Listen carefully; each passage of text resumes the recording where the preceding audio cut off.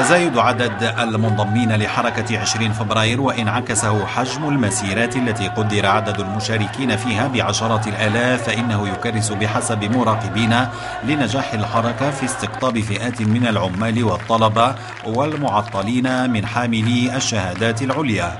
الحركة التي غيرت من استراتيجيتها للظهور كتنظيم قوي أكدت خلال مسيرة الرباط بأن الذين راهنوا على موتها ولو بعد حين قد خسروا الرهان، وأن الحركة عادت أكثر قوة وأكثر تشبتا بمطالبها المتمثلة في بناء الدولة الديمقراطية والكرامة والعدالة الاجتماعية.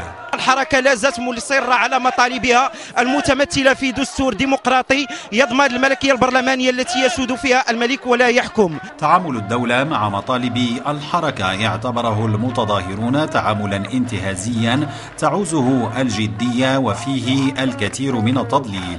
أما الانتخابات وما يرافقها من حراك سياسي فاعتبر محاولة مفضوحة للالتفاف على مطالب الحركة.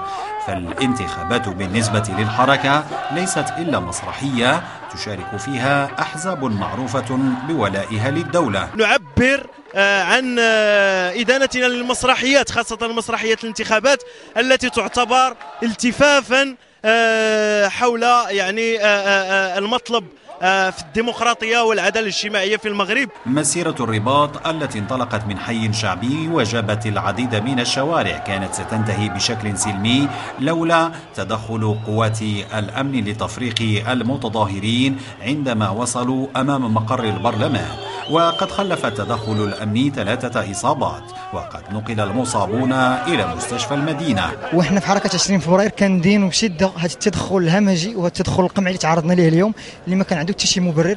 وحركة 20 فبراير بدات سلمية وغتبقى سلمية حتى تحقيق الحرية وكافة المطالب ديال حركة 20 فبراير. وبرغم التدخل الأمني فقد استمرت المسيرة واستمر المتظاهرون في ترديد الشعارات المطالبة بالتغيير وبالحرية والكرامة والعدالة الاجتماعية.